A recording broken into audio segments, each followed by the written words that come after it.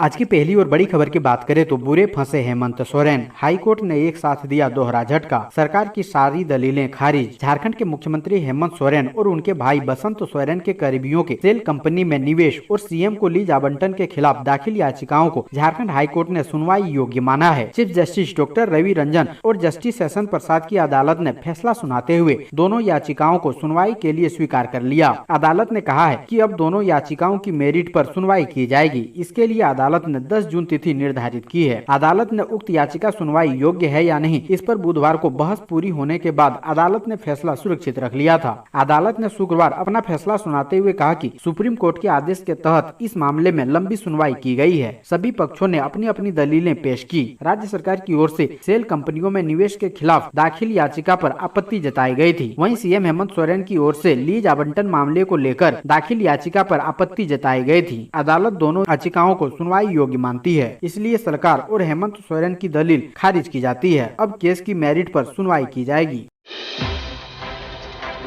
अगली बड़ी खबर की बात करें तो धनबाद जिले के करीब 2500 शिक्षकों के वेतन को मिली हरी झंडी। धनबाद जिले के करीब 2500 शिक्षक शिक्षिकाओं के वेतन को हरी झंडी मिल गई है। शुक्रवार को जिला शिक्षा अधीक्षक इंद्रभूषण सिंह की अध्यक्षता में हुई समीक्षा बैठक के दौरान शिक्षकों का वेतन देने को लेकर सहमति बन गई है। अब शिक्षकों को मई महीने का वेतन मिल जाएगा। बैठक के दौरान कहा गया कि कई शिक्षकों की प्रतिनियुक्ति चुनाव में की गई थी, वहीं कई शिक्षकों को मूल्यांकन कार्य में भी लगाया गया था। इसके अलावा ग्रीष्मावकाश होने के कारण उपस्थिति में समस्या आई। इन सब प्रमुख कारणों पर विचार करते हुए जिला शिक्षा अधीक्षक ने वेतन को देने का निर्णय लिया है। अगली बड़ी खबर की बात करें तो रघुवर दास ने कहा, आईएएस पूजा सिंघल आज जहां है वो भाजपा के कारण ही है, हमने उसे कभी नहीं बचाया। झारखंड के पूर्व मुख्यमंत्री रघुवर दास बीते 2 दिन से धनबाद में है। गुरुवार को वह झरिया में व्यवसायी रंजीत साव के स्वजनों से मिले और शुक्रवार को वह भाजपा की जिला कार्य समिति की बैठक में हिस्सा लिया। इससे पहले रघुवर दास ने गुरुवार की शाम धनबाद के एक होटल में पत्रकारों से बात करते हुए कहा कि उनके कार्यकाल में पूजा सिंघल को कभी नहीं बचाया गया। उन्होंने कहा कि पूजा आज जहां है वो भाजपा के कारण ही है। हो सकता है कि जांच करने वाले अधिकारी ने उनको बचाने की कोशिश की हो, लेकिन इसमें सरकार की कोई भूमिका नहीं रही। उन्होंने कहा कि अधिकारियों के विरुद्ध विभागीय जांच होना और उनके विरुद्ध आपराधिक मुकदमे चलाया जाना दोनों अलग अलग बातें हैं। आज भाजपा के ही कारण पूजा सिंघल और राम विनोद सिन्हा जैसे लोग जेल की सलाखों के पीछे में है। अगली बड़ी खबर की बात करें तो सीएम हेमंत सोरेन पर रघुवर दास का हमला, कहा भ्रष्टाचार में डूबी है सरकार। पूर्व मुख्यमंत्री रघुवर दास ने मुख्यमंत्री हेमंत सोरेन को एक बार फिर अपने निशाने पर लिया है। उन्होंने हेमंत सरकार को भ्रष्टाचार में डूबी हुई सरकार बताया और कहा कि उनके काल में अगर भ्रष्टाचार हुआ है तो सरकार जांच करें। रघुवर दास ने बताया कि भ्रष्टाचार के मामलों में 2 तरह की कार्रवाई की जाती है, क्रिमिनल और विभागीय कार्रवाई। क्रिमिनल कार्रवाई में ईडी जांच करती है तो विभागीय कार्रवाई में सस्पेंड किया जाता है। इसके साथ ही रघुवर दास ने कहा कि बीजेपी सत्ता के लिए राजनीति नहीं करती है, बीजेपी पक्ष में रहे या विपक्ष में हमेशा सेवा कार्य करती रहती है। अगली बड़ी खबर की बात करें तो सीएम के कार्यक्रम में झारखंड आंदोलनकारियों का हंगामा, सरकार पर लगाया आंखों में धूल झोंकने का आरोप। मुख्यमंत्री हेमंत सोरेन ने अलग राज्य आंदोलन के सभी आंदोलनकारियों को चिन्हितीकरण करने की शुरुआत की है। झारखंड मंत्रालय में आयोजित कार्यक्रम में मुख्यमंत्री हेमंत सोरेन ने राज्यसभा सांसद शिबू सोरेन, कृषि मंत्री बादल पत्रलेख, विधायक सुदेवी सोनू और सरकार के आला अधिकारियों की मौजूदगी में इसकी शुरुआत की। लेकिन सीएम के इस कार्यक्रम में आंदोलनकारियों का हंगामा हुआ। मुख्यमंत्री हेमंत सोरेन के संबोधन खत्म होते ही सभागार में आंदोलनकारी हंगामा मचाने लगे। आंदोलनकारियों की नाराजगी मुख्यमंत्री द्वारा अलग राज्य आंदोलन के दौरान जेल जाने वाले लोगों की ही चिन्हित किए जाने, जेल जाने की बाध्यता समाप्त नहीं करने को लेकर था। आंदोलनकारियों के हंगामे के बीच गुरुजी शिबू सोरेन के संबोधन को संक्षिप्त करना पड़ा। आंदोलनकारी और उनके परिजन सभागार में मुख्यमंत्री जी पुकारने लगे और उन पर आंदोलनकारियों को ठगने का आरोप तक लगा दिया। उत्तराखंड एवं अन्य राज्यों का उदाहरण देते हुए आंदोलनकारियों ने सरकार की उसी तर्ज पर आरक्षण और पेंशन सुविधा देने की मांग करते दिखे। सरकार द्वारा जारी नया आवेदन प्रारूप को पुराना बताते हुए कुछ आंदोलनकारियों ने सरकार पर आंखों में धूल झोंकने का आरोप लगाया है। अगली बड़ी खबर की बात करें तो धनबाद के अशरफी अस्पताल में बीजेपी नेताओं के रिश्तेदारों ने अस्पताल के कर्मचारियों को दौड़ा दौड़ा कर पीटा, पुलिस पर भी हमला। धनबाद के अशरफी अस्पताल के कर्मचारियों को भाजपा नेता रमेश पांडे और उनके भाई गणेश पांडे के रिश्तेदारों ने गुरुवार को दौड़ा दौड़ा कर पीटा। बचाव के लिए पहुंची पुलिस पर भी हमला किया गया। आरोप है कि सब इंस्पेक्टर अमर की वर्दी से बैच नोच लिया। सर्विस रिवॉल्वर भी छीनने का प्रयास किया गया। टाइगर जवानों के साथ भी मारपीट की गई। अस्पताल प्रबंधन के साथ साथ पुलिस की ओर से भी रमेश पांडे के भाई बिट्टू पांडे, विशाल पांडे सहित 6 नामजदों के खिलाफ धनबाद थाना में प्राथमिकी दर्ज की गई। गणेश यादव के बॉडीगार्ड मनोज कुमार सिंह और चालक राहुल कुमार को पिस्टल के साथ पुलिस ने गिरफ्तार किया है। पुलिस ने पिस्टल, 7 गोलियों के अलावा मौके से 2 स्कॉर्पियो को जब्त किया है। अगली बड़ी खबर की बात करें तो आंदोलनकारियों से बोले सीएम हेमंत सोरेन, आंदोलनकारी पुत्र के रूप में दिलाऊंगा मान सम्मान। झारखंड अलग राज्य आंदोलन के एक एक आंदोलनकारी को पूरा मान सम्मान और अधिकार देने का राज्य सरकार ने संकल्प लिया है। इस आंदोलन की अंतिम पंक्ति में शामिल आंदोलनकारियों को चिन्हित कर उनका हक दिया जाएगा। सिर्फ जेल जाने वाले ही नहीं, डुगडुगी बजाने वाले और तीर कमान बनाने वाले भी आंदोलनकारी हैं। मुख्यमंत्री हेमंत सोरेन ने शुक्रवार को झारखंड अलग राज्य आंदोलन की सभी आंदोलनकारियों के चिन्हितीकरण के शुभारंभ कार्यक्रम को संबोधित करते हुए ये बातें कही। इस मौके पर उन्होंने आंदोलनकारी चिन्हितीकरण आयोग के लोगों और आवेदन प्रपत्र का विमोचन किया। इसके द्वारा आंदोलनकारियों की नए सिरे से पहचान कर उन्हें सूचीबद्ध किया जाएगा। अगली बड़ी खबर की बात करें तो जून में होगी टर्म 2 की परीक्षा। जैक ने मांगा 4 मूल्यांकन केंद्रों का नाम। टर्म 1 परीक्षा के बाद अब झारखंड एकेडमिक काउंसिल ने टर्म 2 की तैयारी शुरू कर दी है। जल्द ही 9वीं और 11वीं बोर्ड के सेकेंड टर्म की परीक्षा के लिए जैक बोर्ड की ओर से तारीख जारी किए जाएंगे। जैक के सचिव महीप सिंह ने इस संबंध में जिला शिक्षा पदाधिकारी को पत्र जारी किया है। जारी पत्र में उन्होंने जिला शिक्षा पदाधिकारी से जिला मुख्यालय के अंदर 4 मूल्यांकन केंद्रों का नाम मांगा है। ऐसा माना जा रहा है कि 16 से 30 जून के बीच झारखंड एकेडमिक काउंसिल इसकी परीक्षा का आयोजन करेगा। धनबाद जिले की बात करें तो यहाँ 9वीं तथा 11वीं में करीब 57,000 छात्र छात्राएं निबंधित है। इससे पहले झारखंड शैक्षिक अनुसंधान व प्रशिक्षण परिषद इसके मॉडल प्रश्न पत्र जारी करेगा।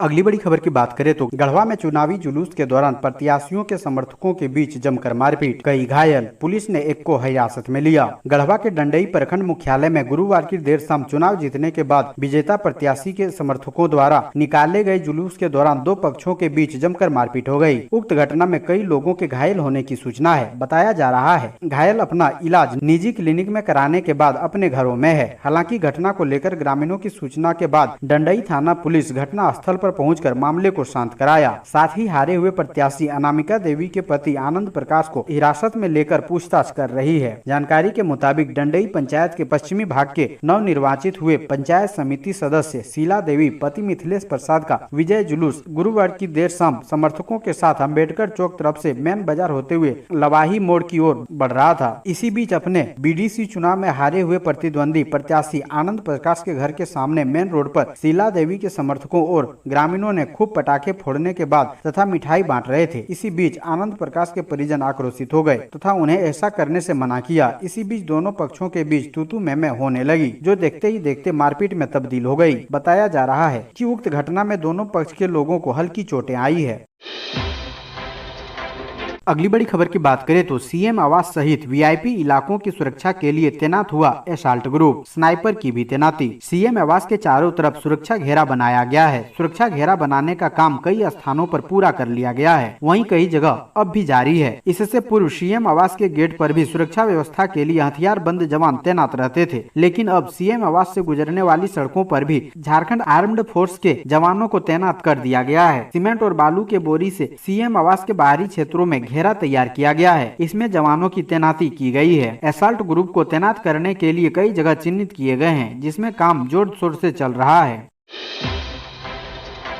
अगली बड़ी खबर की बात करें तो रूपा तिर्की पर गंदा कमेंट करने वाले डीएसपी बुरी फंसे, चरित्र हनन पर कसा शिकंजा। साहिबगंज की महिला थानेदार रूपा तिर्की की संदिग्ध परिस्थिति में मौत के बाद तत्कालीन साहिबगंज के डीएसपी प्रमोद कुमार मिश्रा की अभद्र टिप्पणी मामले की जांच अब राष्ट्रीय अनुसूचित जनजाति आयोग करेगा। आयोग ने यह निर्णय रूपा तिर्की की मां पद्मावती उराइन की शिकायत पत्र पर लिया है। इस शिकायत के बाद आयोग ने राज्य के डीजीपी नीरज सिन्हा और रांची के एसएसपी सुरेंद्र कुमार झा को गत 24 मई को नोटिस भेजकर 30 दिनों के भीतर इस केस से संबंधित दस्तावेज मांगा है। आयोग के नोटिस का ससमय पालन नहीं कराने की स्थिति उन्हें आयोग के सामने सशरीर उपस्थित भी होना पड़ सकता है। अगली बड़ी खबर की बात करें तो तूल पकड़ रहा है तोरपा में नाबालिग के धर्मांतरण का मामला। खूंटी जिले के तोरपा प्रखंड के कमड़ा सिरका टोली गांव के 12 नाबालिग बच्चों के धर्मांतरण का मामला तूल पकड़ता जा रहा है। सरना धर्मावलंबियों ने तोरपा के रोमन कैथोलिक चर्च पर उन बच्चों का मानसिक शोषण करने और उन्हें अपनी सभ्यता संस्कृति से दूर करने का आरोप लगाया है। सरना धर्मावलंबियों का कहना है कि जिन बच्चों को अभी धर्म की समझ ही नहीं है, उनका धर्मांतरण कर आरसी चर्च बच्चों का मानसिक शोषण नहीं तो और क्या कर रहा है। सरना धर्मावलंबियों ने इस संबंध में सरना धर्म शोतो समिति के बैनर तले धर्मांतरित बच्चों के नाम सहित अनुमंडल पदाधिकारी को ज्ञापन सौंपकर बच्चों को पुनः उनके मूल धर्म में लाने और चर्च के खिलाफ विधि सम्मत कार्रवाई करने की मांग की है, पर प्रशासन द्वारा इसे गंभीरता से नहीं लिया गया। अगली बड़ी खबर की बात करें तो बाबूलाल मरांडी का लालू के बहाने सीएम हेमंत सोरेन पर निशाना। कहा चारा चोरी वाले का हाल देखिए, धरे रह गए महंगे वकील, जाना होगा जेल। बिहार के पूर्व मुख्यमंत्री लालू प्रसाद यादव के बहाने हेमंत सोरेन पर झारखंड के पूर्व मुख्यमंत्री बाबूलाल मरांडी ने निशाना साधा है। उन्होंने एक के बाद एक ट्वीट कर कहा है कि जिस तरह आप पाप का घड़ा फूटने के डर से बौखलाहट में जांच एजेंसियों को धमकी दे रहे हैं, यह बता रहे हैं कि इन घोटाले में आपके हाथ भी सने हैं। लालू यादव जी ने भी सीबीआई को डराने के लिए हर हथकंडे अपनाए थे। तब केंद्र और राज्य दोनों जगहों पर लालू जी के प्रभाव वाली सरकार थी, लेकिन मनमानी उच्च व उच्चतम न्यायालय की सक्रियता के आगे जांच रोकने के सारे प्रयास बेअसर साबित हुए। लालू जी जेल गए, सजा हुई, परिणाम आज दुनिया के सामने है। बाबूलाल मरांडी ने लालू प्रसाद यादव के मामले को आधार बनाकर कहा कि जब चारा घोटाले की सीबीआई जांच की मांग उठी तो इसे रोकने के लिए लालू प्रसाद यादव ने देश के नामी महंगे वकीलों की फौज खड़ी कर दी। लालू प्रसाद चारा घोटाला मामले में बचने के लिए हाईकोर्ट सुप्रीम कोर्ट तक गए। आज ठीक इस तरह ही हेमंत सोरेन भी अपने घोटाले की जांच रोकने के लिए गरीबों की गाड़ी कमाई के पैसे से महंगे वकीलों के दम पर हाईकोर्ट सुप्रीम कोर्ट दौड़ रहे हैं। अगली बड़ी खबर की बात करें तो झारखंड के सरकारी कर्मचारियों के लिए खुशखबरी, 60,000 पदों पर प्रमोशन का रास्ता साफ। झारखंड में सरकारी कर्मचारियों के प्रमोशन पर लगी रोक को सरकार ने हटा लिया है। सरकार के इस फैसले से करीब 60,000 पदों पर प्रमोशन का रास्ता साफ हो गया है। इस संबंध में राज्य सरकार के कार्मिक विभाग के द्वारा चिट्ठी जारी कर दिया गया है। झारखंड में 24 दिसंबर 2021 से सरकारी कर्मियों के प्रमोशन पर रोक लगी हुई थी। गौरतलब है कि झारखंड विधानसभा सत्र के दौरान राज्य कर्मियों की प्रोन्नति में अनुसूचित जाति तथा अनुसूचित जनजाति के वरीय सरकारी सेवकों को प्रोन्नति से वंचित कर सामान्य वर्ग के कनीय कर्मियों को प्रोन्नति देने का मामला सदन में उठाया गया था। उठाए गए प्रश्न के बाद विधानसभा की एक विशेष समिति का गठन किया गया था। इसके बाद मामले की जांच की गई थी, जिसके बाद राज्य सरकार द्वारा विभागीय पत्र 24/12/2021 के माध्यम से तत्काल प्रभाव से प्रोन्नति की प्रक्रिया स्थगित की गई थी। अगली बड़ी खबर की बात करें तो राजद ने की झारखंड में जातीय जनगणना की मांग। भाजपा ने कहा सरकार को लेना है फैसला। बिहार में जातीय जनगणना को लेकर राजद के कड़े रुख और तेजस्वी यादव की पदयात्रा वाले अल्टीमेटम के बाद बुलाई गई सर्वदलीय बैठक में जातीय जनगणना कराने का निर्णय लिया जा चुका है। अब राजद की झारखंड इकाई ने भी राज्य में बिहार के तर्ज पर झारखंड में जातीय जनगणना कराने की मांग कर दी है। झारखंड राष्ट्रीय जनता दल के कार्यकारी अध्यक्ष संजय सिंह यादव ने इसकी मांग करते हुए कहा कि झामुमो के नेता भी इस मुद्दे पर सकारात्मक रुख रखते हैं, इसलिए यहां अभी अल्टीमेटम की जरूरत नहीं है। पड़ोसी राज्य बिहार के तर्ज पर झारखंड में जाति आधारित जनगणना कराने की राजद के प्रदेश अध्यक्ष संजय सिंह यादव की मांग का समर्थन करते हुए झारखंड कांग्रेस के प्रदेश प्रवक्ता राकेश सिन्हा ने कहा कि जातीय जनगणना होने का लाभ समाज के हर वर्ग को मिलेगा और एक डाटाबेस तैयार होगा, जिसके आधार पर सरकार की कल्याणकारी योजनाओं को शीघ्र और सफलतापूर्वक लाभार्थी तक पहुँचाया जा सकेगा।